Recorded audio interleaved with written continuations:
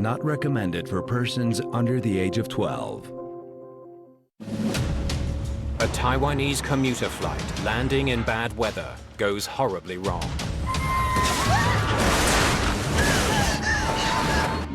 TransAsia 222, do you copy?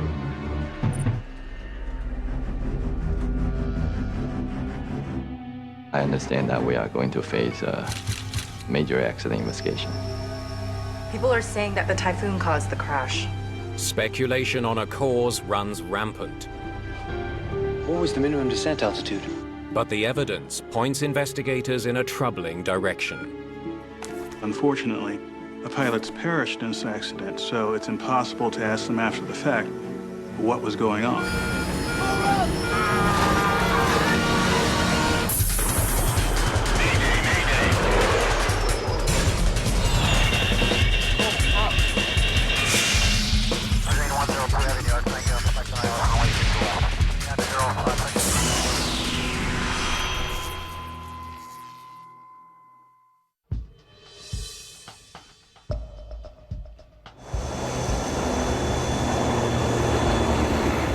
On a rainy summer evening, TransAsia Flight 222 is in a holding pattern 3,100 feet above the Taiwan Strait.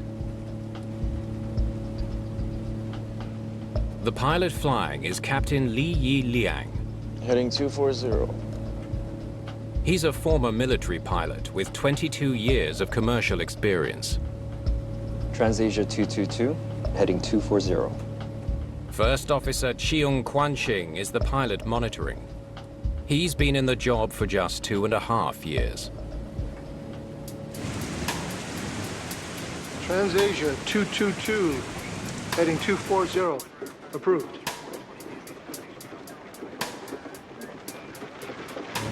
The pilot flying flies the airplane. The pilot not flying is overseeing the flying of the airplane and is trained to interject and to intercede if procedures aren't being followed or if the aircraft is in a dangerous situation. The TransAsia crew is flying an ATR-72 twin-engine turboprop, a popular short-haul airliner. The ATR-72 has an excellent reputation. It's been in production since the late 1980s. There are 54 passengers and 4 crew on board. Almost all are Taiwanese nationals.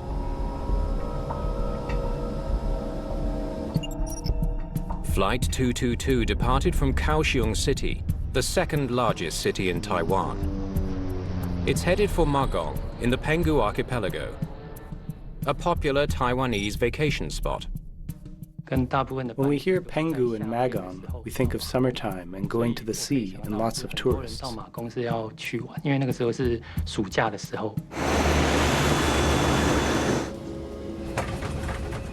Bad weather has delayed their arrival. Excuse me. How long before we land? The flight has been circling, along with 3 other aircraft, for close to half an hour.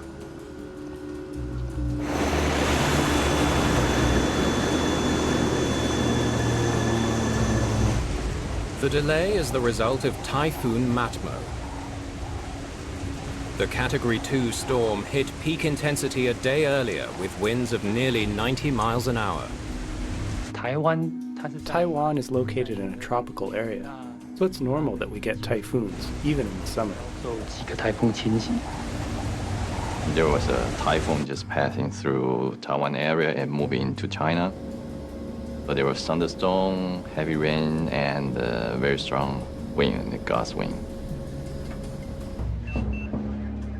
But now the weather in Magong is starting to improve, so air traffic control starts bringing in the circling planes.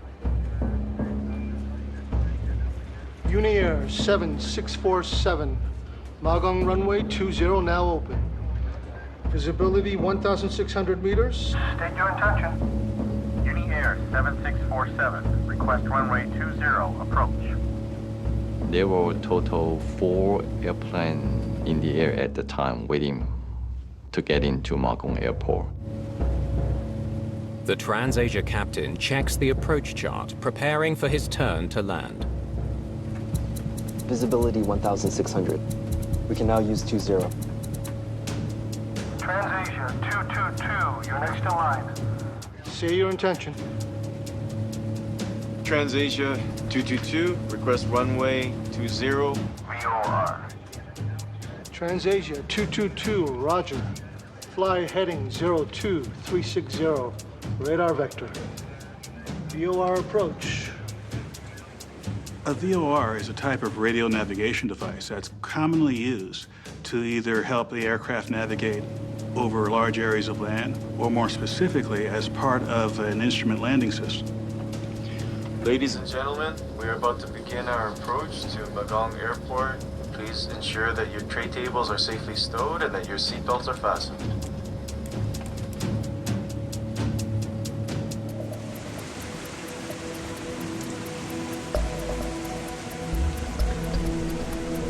Uniair 7647, clear to land. The first of 4 flights waiting to land has now been cleared and will soon be on the ground. Magong Tower, TransAsia 222. 8 miles from airport for VOR runway 20. TransAsia 222, Magong Tower, runway 20, continue approach.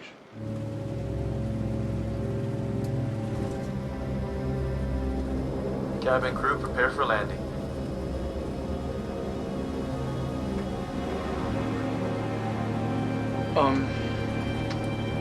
Passing 5 miles.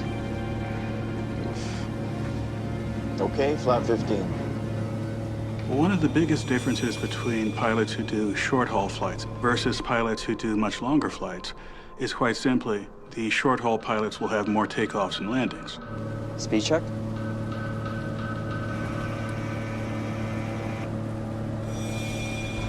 Flap 15 set.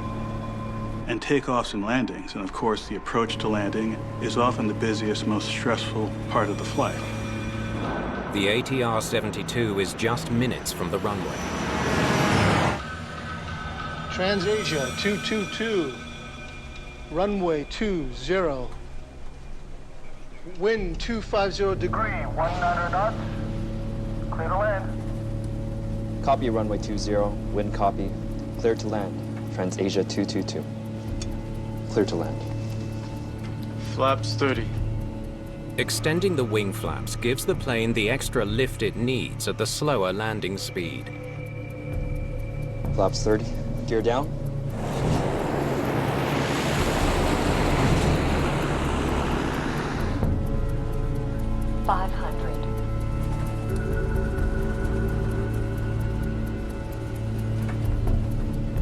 Um, 300. Set altitude 300. The captain calls out an altitude for his first officer to dial into the autopilot. Altitude set 300.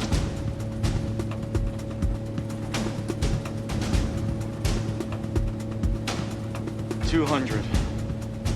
The captain decides to go lower.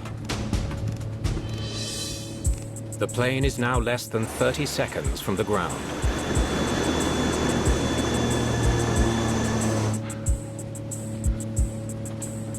Have you seen the runway? No. No? No, sir. Oh, okay. Okay. The captain tries to abort the landing and climb out.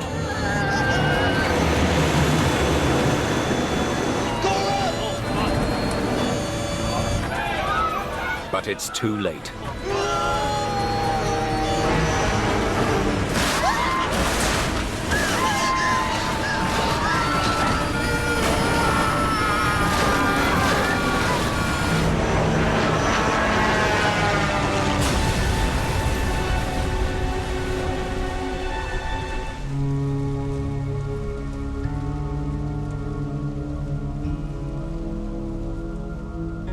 TransAsia Flight 222 has crashed into the village of Shishi, less than a mile from the Taiwanese airport where it was scheduled to land.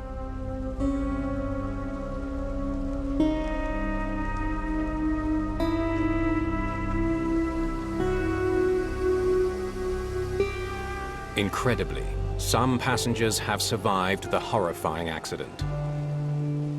All they can do now is wait for help.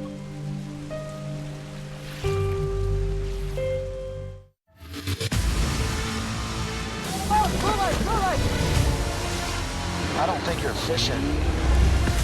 You're gonna need a bigger truck.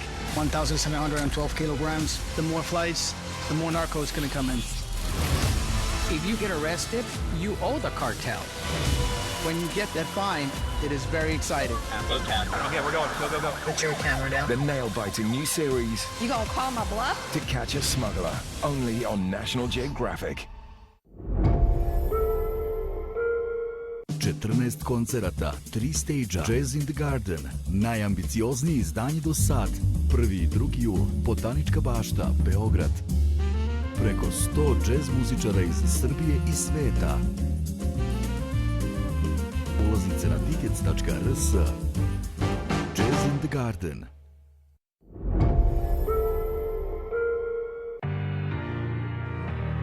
Europe from Above is bringing you closer to a brand new season. We're getting closer now. Closer to engineering marvels, rich traditions, and hidden gems.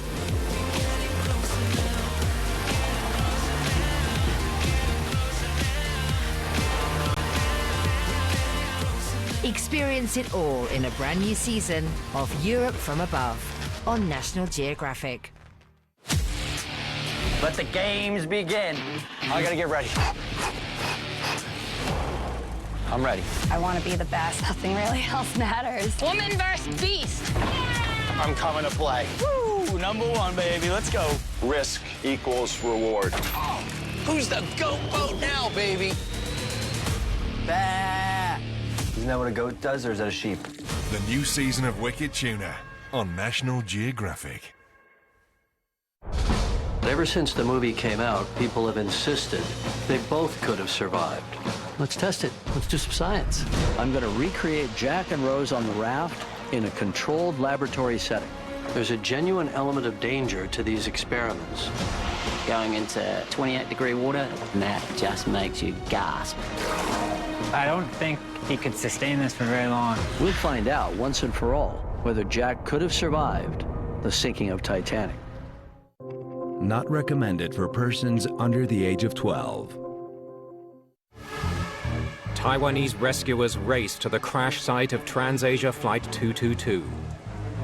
They soon discover that of the 58 people who were on board, 48 are dead.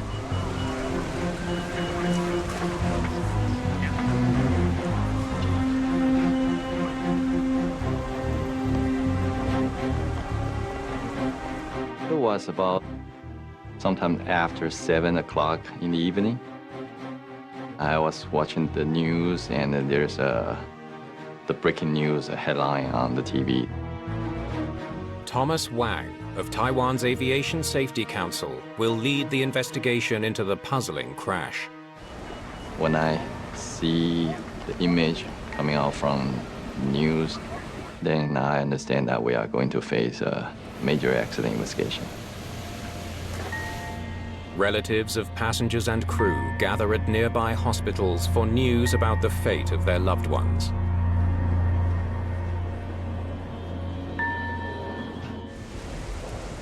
The light of day reveals the full scale of the devastation in the Taiwanese village of Shishi.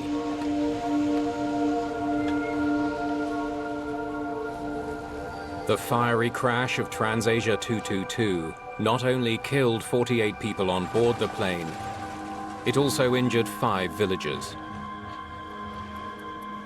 The small community is reeling. When we arrived at the crash site, all the victims, they were all been to the hospital already. So we can only see the wreckage and several houses being destroyed by the airplane. In the beginning, we do not understand why the aircraft, while flying into a residential area instead of landing on the runway. Wang knows that all across Taiwan, people will soon be demanding answers. We are looking for evidence to help us to explain why the aircraft crash.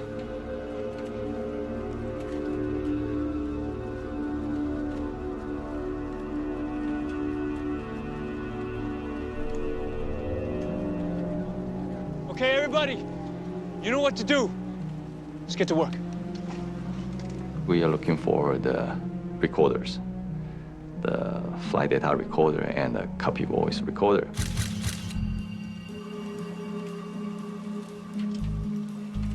They also hope to find the plane's flight controls and the 2 engines. We are looking for any evidence can show us that whether there's any malfunction. As the salvage team gathers the wreckage, investigators begin mapping the crash site. Show me on the map here. It's then that they make their first major discovery. Okay, thank you very much.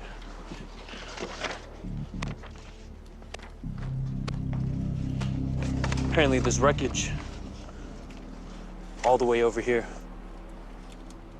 The first point of impact was not in the village.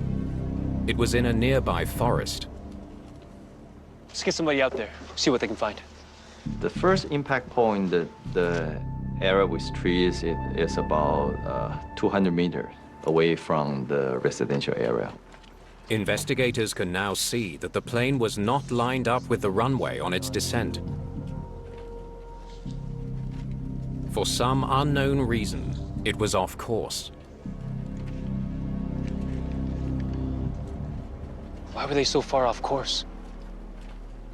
At this early stage in the investigation, the cause of the crash is still a mystery. But already the team has recovered the black boxes. The devices could provide many of the answers they're looking for. In the beginning phase, we do not want to speculate too much.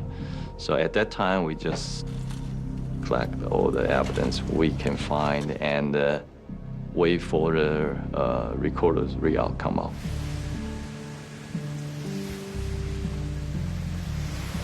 At investigation headquarters in Taipei, the team begins sorting evidence, while they wait to see what the black box data will reveal about the Trans-Asia crash. What have you found? But already media reports are filled with speculation. People are saying that the typhoon caused the crash. Well, let's see what effect the typhoon had.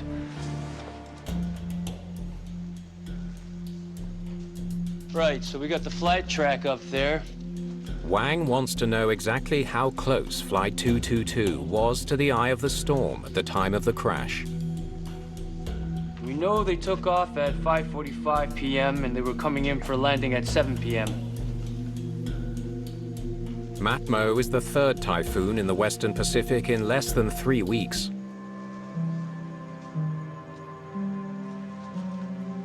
This doesn't look like it was the typhoon. The weather data shows that at the time of the crash, the typhoon was 142 nautical miles northwest of Penghu and moving away from the islands.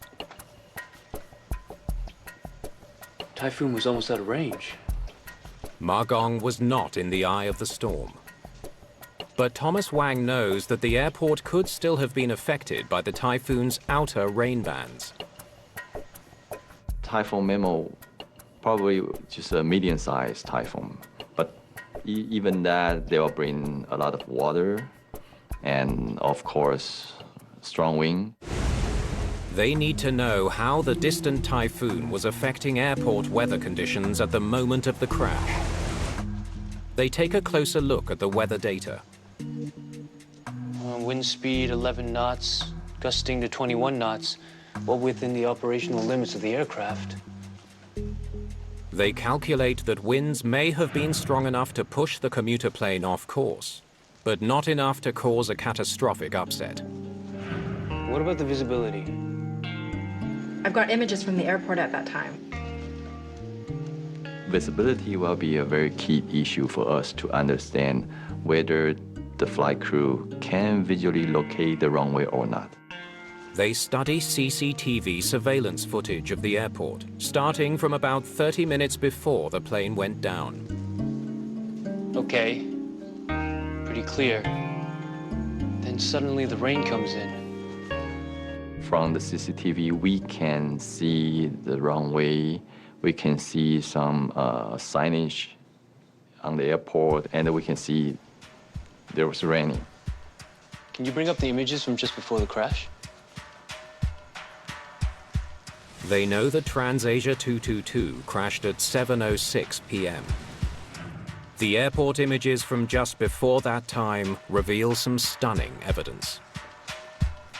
It's starting to be more than just rain. That's a serious storm. After 7 o'clock, start to getting stronger. We got heavy rain shower, and the visibility decreased very quickly just after 7 o'clock. Pilots are required to have a minimum range of clear visibility in order to land.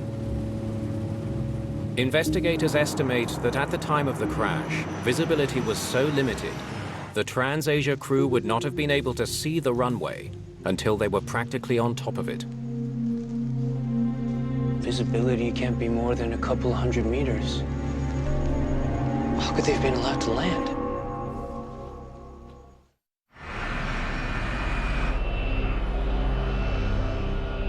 Taiwanese investigators need to understand why TransAsia Flight 222 was allowed to land in Magong when visibility at the airport was severely limited.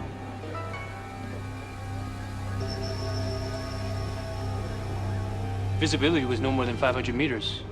Why did you let them land? They put their questions to the air traffic controller who was on duty the night of the crash.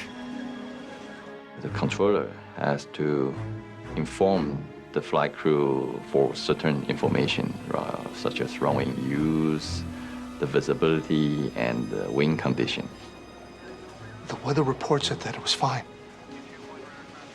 At 1900 hours, they reported a visibility of 1600 meters.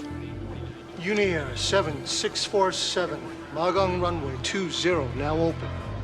Visibility 1,600 meters. State your intention.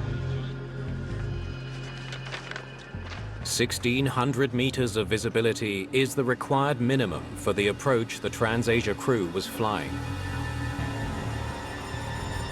These are from the time of the crash. Clearly, the visibility was less than the minimum. All you had to do was look out the window to see that. Well, that's what we were told. Where do you get your weather data from? It comes from the weather center here at the airport.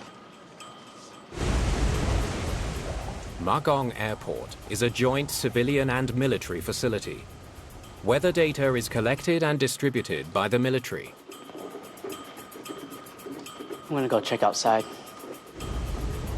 An observer goes outside to check conditions at least every 30 minutes. 观测的时候，那 Weathermen had to record a lot of information, like temperature, wind direction, air pressure. 风向风速、RVR、温度、气压。 Investigators learned that at 6:58 on the evening of the crash, 8 minutes before the fatal impact, the weather observer returned to the office after checking conditions. It's raining harder out there, but visibility's still fine. The visibility at the time the flight crew decided to land on that runway was within limits. Good evening, air traffic control, local observations. Visibility of 1,600 meters through thunderstorm rain. Scattered clouds for 200 feet.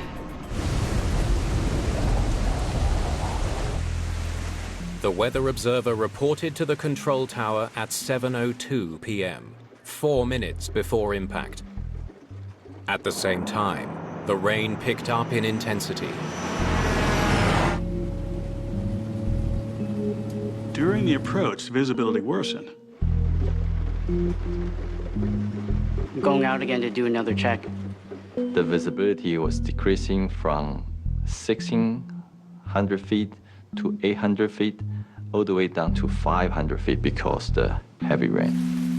By the time the controller received the updated report at 7:10, it was already too late.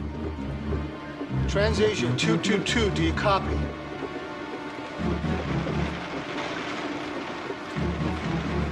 TransAsia, Magang Tower, come in. He could not possibly have informed the crew. They had already crashed. Thanks very much for your time. It's now clear that weather conditions at Magong Airport changed rapidly in the minutes before the crash. But for Thomas Wang, a delayed weather report does not explain the disaster. Altitude set 300. He wonders why the pilots didn't simply abort the landing altogether. 200. Every aircraft flight is ultimately responsibility of the flight crew. It's up to them to make a decision whether to continue the flight or not continue the flight. Because if they don't see the runway, they should do the prudent thing and actually execute a missed approach.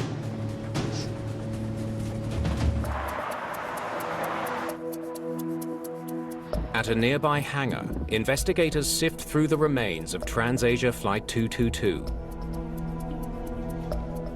They're looking for any sign of a mechanical fault, anything that could explain why the aircraft veered off course and crashed short of the runway.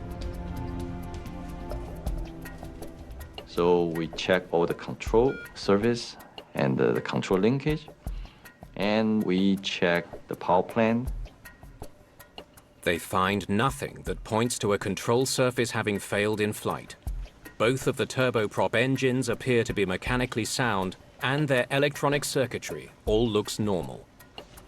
We find there's no evidence to show that there is a existing mechanical problem or engine problem. The careful analysis leaves no doubt. Flight 222 was not brought down by a mechanical or systems failure. Investigators are going to need another theory. Da li svet oko sebe vidite na poseban način? Mislite li da možete da uhvatite magiju svetla? Učestvujte u nekoj od 4 kategorije National Geographic fotokonkursa. I vaša fotografija se može naći na stranicama National Geographic magazina, a najbolji od najboljih će osvojiti fotoekspediciju u Istanbul. Probudite istraživača u sebi i uključite se u takmičenje.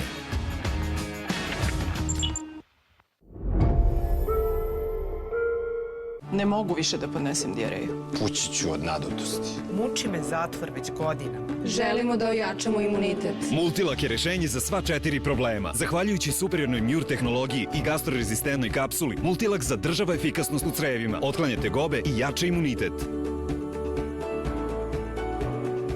Multilak. Zdrava creva, zdravo telo.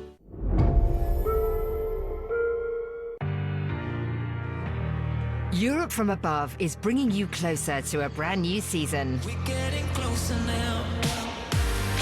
Closer to engineering marvels, rich traditions, and hidden gems.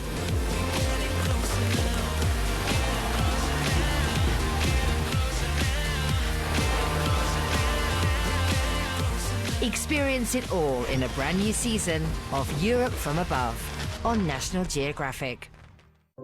Not recommended for persons under the age of 12. Why TransAsia Airways Flight 222 crashed on approach to Magong is still a mystery.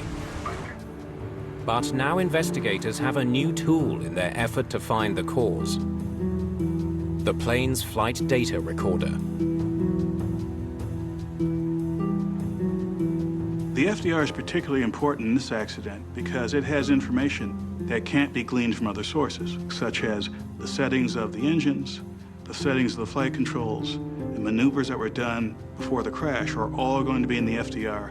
They're not going to be in any other place. How did you end up way over here? I've got the data all ready now. They scan through hundreds of data points looking for anything out of the ordinary. The information confirms earlier findings that Flight 222 was mechanically sound. It did not suffer a systems failure. Wait a minute. Then they spot something. 1 minute before impact, they were at 200 feet? What was the minimum descent altitude? According to the rules of the approach Flight 222 was flying, the pilots must not go below a preset minimum descent altitude, or MDA, until they can see the runway. If they can't see it, they are to do what's called a missed approach. Have you seen the runway? Go around and make another landing attempt. No. Or divert to another airport.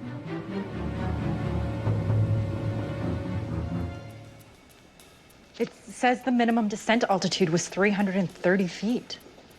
The minimum descent altitude is something that's computed ahead of time by the civil aviation authorities based on the objects on the ground, the terrain, and other hazards that are around that runway. Take a look at this. Wang can see that for almost 14 seconds, the aircraft holds at 200 feet, well below the minimum altitude. The weather data suggests the pilots wouldn't have been able to see the runway from where they were. If the visibility was so bad, why did they ignore the MDA? Why would they do this? We need to hear what was going on in that cockpit. While investigators struggle to understand what went wrong aboard TransAsia 222, Taiwan is in mourning for the 48 lives lost in the crash. It is the nation's deadliest air disaster in more than a decade.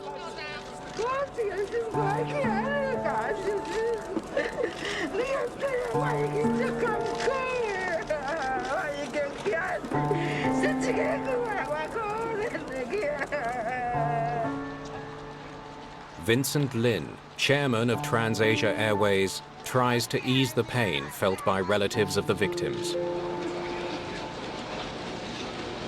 没有人能够想象会发生的意外，所以我们现在最重要的东西还是先把该处理的事情处理好，剩下的这个东西不是我们现在正在在意的事情。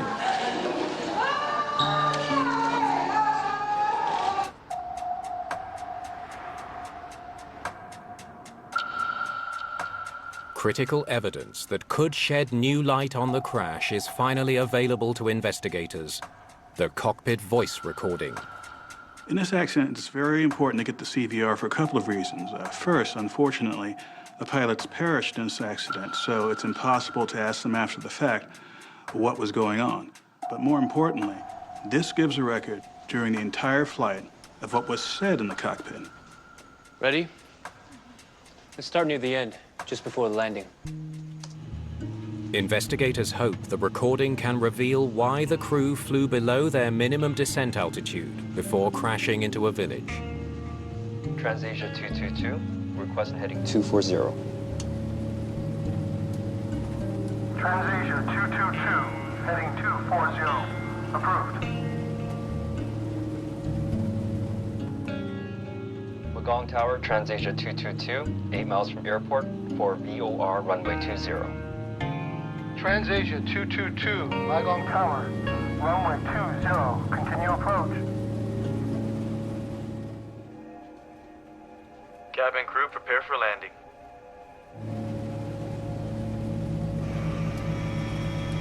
Flap 15 set. Soon, investigators hear something unexpected. Gear down. Okay. Before landing checklist. Gear down. Flaps 30. Control auto. Takeoff lights on. Icing lights off. Runway 20. Clearance received. Before landing checklist complete. Wind 290. Wait, stop. Was that the before landing checklist? The first officer just blurted it out. The captain didn't even seem to be listening. Pilots are supposed to acknowledge each item on a checklist with standardized call and response communication. Let's keep going. 300. Altitude set 300. Both pilots did not adhere to standard operating procedures. Things such as reading checklists. Standard operating procedures are vital to aviation safety, based on sometimes decades of experience. So to ignore that decades of experience without a good reason puts the aircraft and the people around them at risk. The voice recorder from Flight 222 is giving investigators a glimpse into how the pilots executed their landing. 200. Hold it there. They knew the minimum descent altitude was 330 feet, but the captain seemed to just ignore that too. Maybe they can see the runway after all. Let's find out.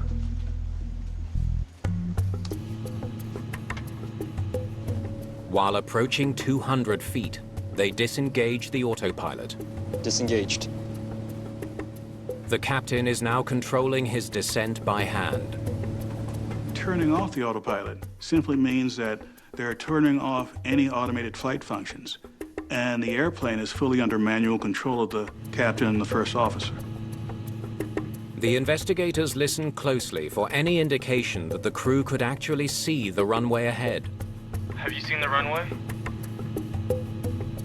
No, sir. When they descend to 200 feet, they are still looking for the runway. No? No, sir. Oh, okay. Okay. When they descend to 72 feet, they are still looking for the runway. It then takes the crew a full 13 seconds before they decide to take any action. Given the speed the aircraft was flying, they could have traversed several hundred meters in a 13-second span. The fact that they spent any time at all in that condition really increased the likelihood that they would hit the ground or hit an object on the ground. So we're pretty much sure they cannot see the runway, but they decide to just descend the aircraft, try to find the runway.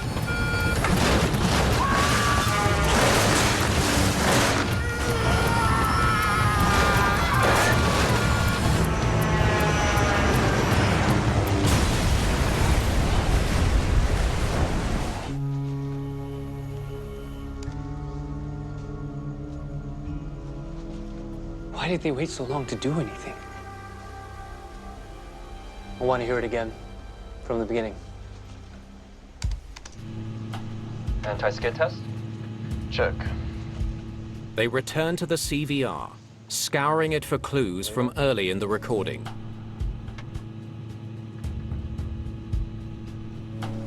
Stand by. After start checklist complete. What they hear is alarming. Sir, do we preset next altitude 340 or 400? Time and again, the pilots struggle with basic procedures. Everything from checklists to setting altitude. Preset next altitude 400. Well, it's always surprising when you have a recording that indicates that pilots are violating standard procedures. The recording then gives a strong clue as to why the crew was struggling. I'm so tired. Sir, are we holding here? Yes. Okay. Right orbit or left orbit? Do right orbit, holding pattern. In the CVR, we clearly heard the pilot was yawning and saying that he was tired.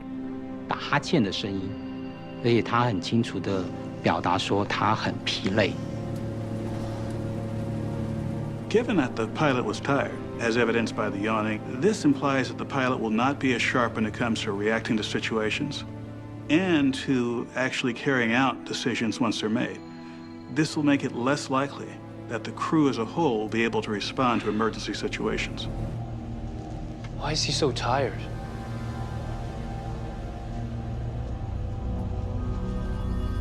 We need to look into the pilots.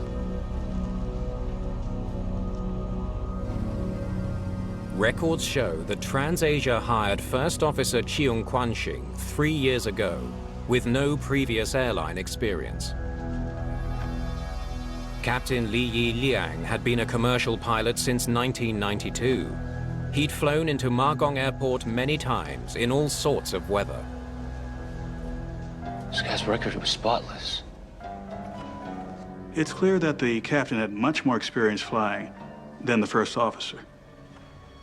It's when they look at the flight logs of the two pilots that they make an important discovery. We find that the flight crew accumulate a lot of flight time compared to other domestic airlines. The logs show that over the past 90 days, the captain flew 278 hours, the first officer 264 hours. For the past 3 months, they flew an average of 6 flights a day.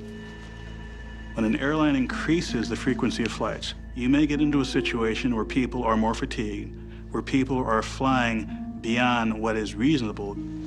7 months into the Trans-Asia investigation, the airline is back in the news. Hello? What? Again?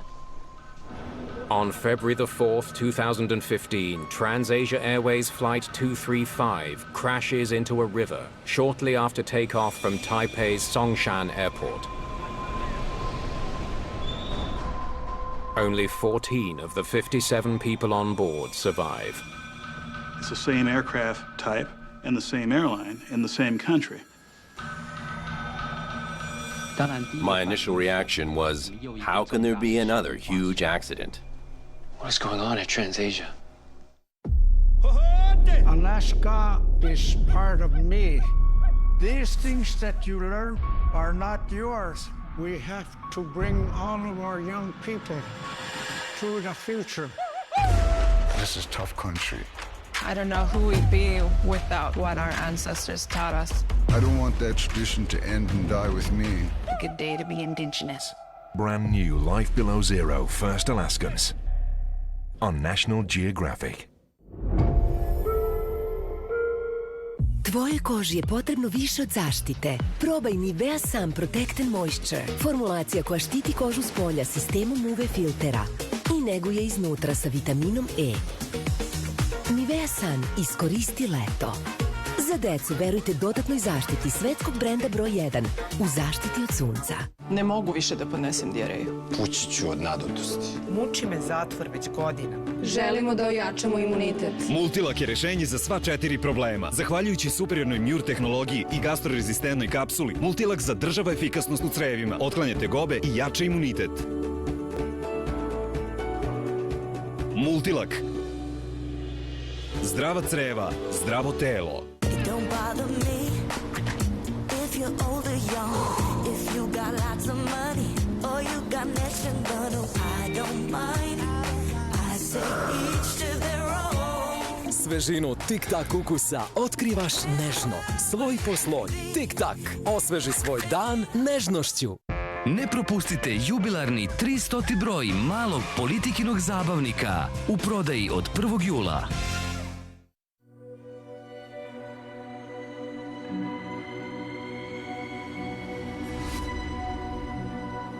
Kod mene dolaze pacijenti koji se žale da osjećaju nelagodnost dok jedu sladoled. Možete li to da zamislite? Da izbegavate sladoled? Sensodyne vam pruža dugotrajnu zaštitu od osetljivosti zuba.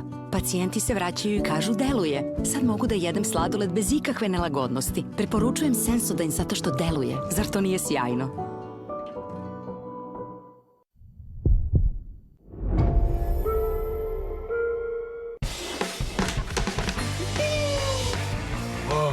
Twist of plots.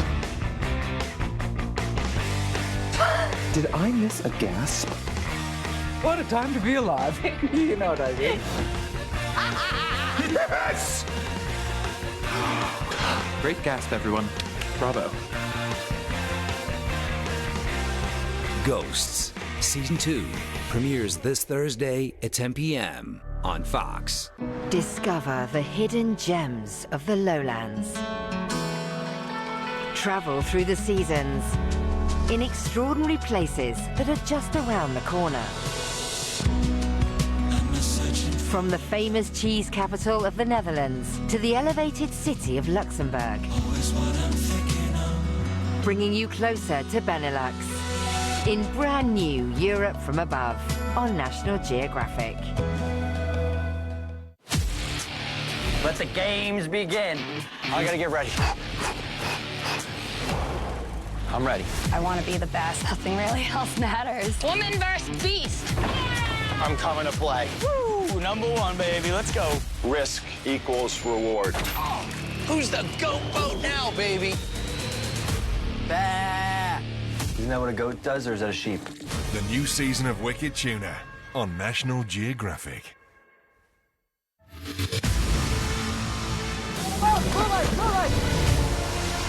I don't think you're fishing. You're gonna need a bigger truck. 1,712 kilograms. The more flights, the more narcos gonna come in. If you get arrested, you owe the cartel. When you get that fine, it is very exciting. Okay, we're going. Go, go, go. Put your camera down. The nail-biting new series, You gonna call my bluff? To Catch a Smuggler, only on National Geographic. Ever since the movie came out, people have insisted they both could have survived. Let's test it. Let's do some science. I'm going to recreate Jack and Rose on the raft in a controlled laboratory setting. There's a genuine element of danger to these experiments. Going into 28-degree water, that just makes you gasp. I don't think he could sustain this for very long. We'll find out once and for all whether Jack could have survived the sinking of Titanic. Alaska is part of me. These things that you learn are not yours. We have to bring all of our young people to the future.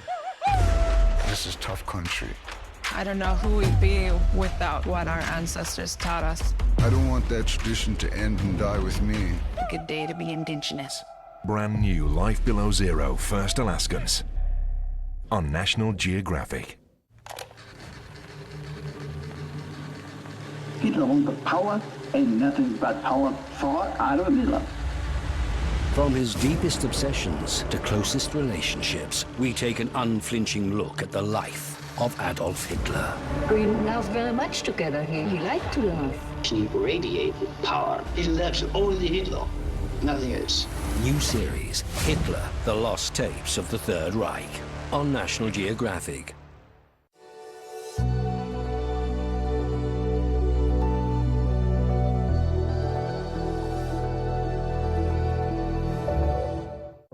Not recommended for persons under the age of 12. Taiwan's TransAsia Airways has suffered 2 fatal accidents in 7 months.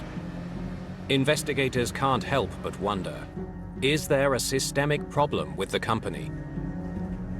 My first thought was that a relatively small airline to have 2 apparently independent accidents in such a short space of time. But upon further review, looking at some of the findings from the second accident, it turns out that there was actually some connectivity between the 2. Poring over financial records and other documents, they analyzed TransAsia's corporate history.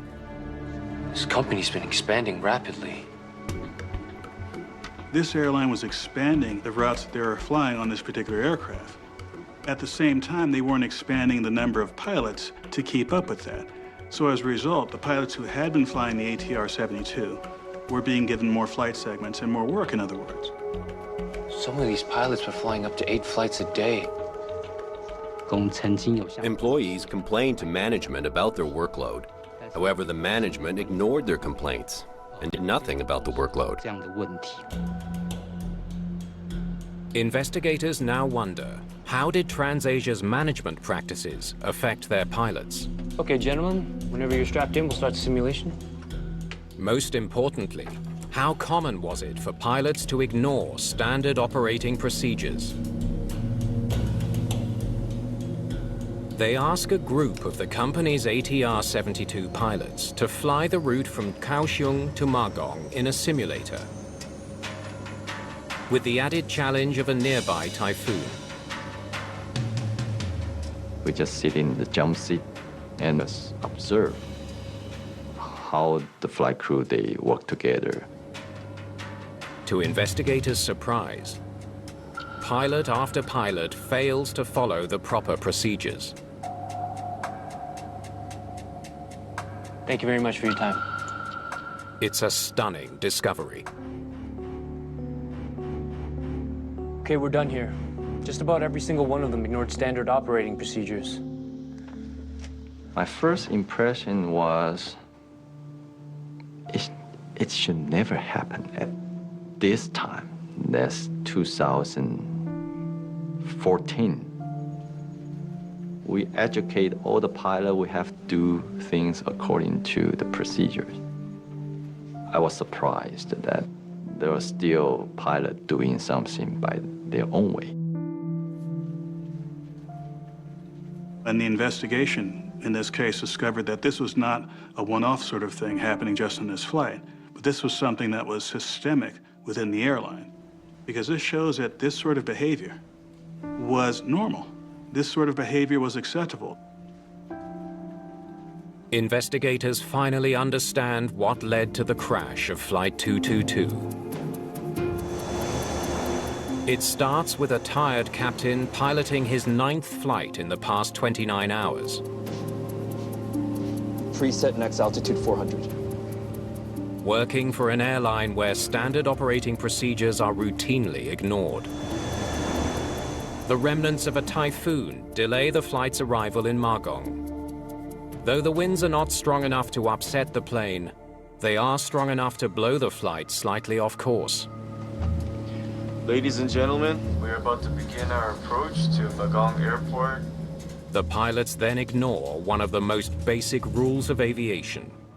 Assuming the runway will eventually appear ahead of them through the rain, they fly below their minimum descent altitude. Altitude set 300. It appears that the first officer complied with the variation from standard operating procedure. 200.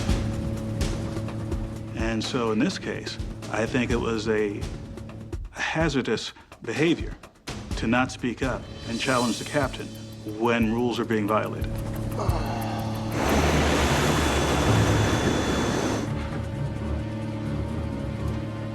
Have you seen the runway? No. Oblivious to how close they are to disaster, they drop low enough to hit a tree, sealing their fate.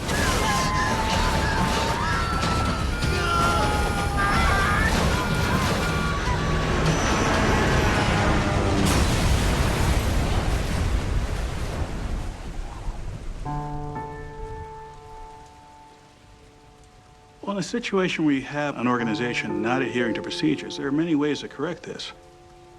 First, the airline management itself could have stepped in and said, look, we're going to start flying according to procedures, or we're not going to fly at all.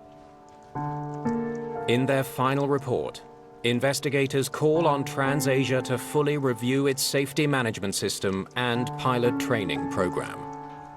They ask Taiwan's Civil Aeronautics Administration to strengthen its oversight of airlines. And they recommend that the Air Force Command find better ways of reporting airport weather conditions.